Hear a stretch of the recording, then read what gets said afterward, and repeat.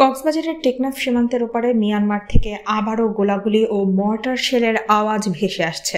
মুহুর্মুহু গোলাগুলির শব্দে সীমান্তের কাছাকাছি এলাকায় বসবাসকারী বাংলাদেশি নাগরিকদের মধ্যে নতুন করে দেখা দিয়েছে আতঙ্ক। টেকনাফের শাহপুরীর দ্বীপের বাসিন্দারা নির্ঘুম রাত কাটাচ্ছেন।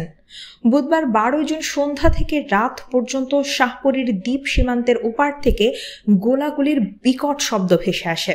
টেকনাফের সাবরাঙের নয়পাড়া এলাকার বাসিন্দারা ভারী গুলির শব্দের কথাও জানিয়েছেন। গেল কয়েক মাস ধরেই মিয়ানমারের রাখাইন রাজ্যে জান্তার বিরুদ্ধে লড়ছে বিদ্রোহী গোষ্ঠী আরাকান আর্মি। এরপর থেকেই সেখানে সংঘাতময় পরিস্থিতি বিরাজ করছে। কয়েকদিন পরপরই সীমান্তের ওপার থেকে বাংলাদেশে ভেসে আসছে তীব্র গোলাগুলির শব্দ। গণমাধ্যম থেকে জানা গেছে, বুধবার দুপুরে নাফ নদের শাহপুরীর দ্বীপ সীমান্তে মিয়ানমারের জল সীমায় সেদেশের যুদ্ধ জাহাজ ভিড়েছে। জাহাজটি রাতেও মৌলভীপাড়া সীমান্তের উপরে দেখা গেছে। এরপর রাত থেকেই শুরু হয় মর্টার শেলের তীব্র শব্দ। শাহপুরীর দ্বীপে রাতভর গোলাগুলির শব্দ পাওয়া গেছে। ফলে বর্তমানে থমথম পরিস্থিতি বিরাজ করছে টেকনাফে।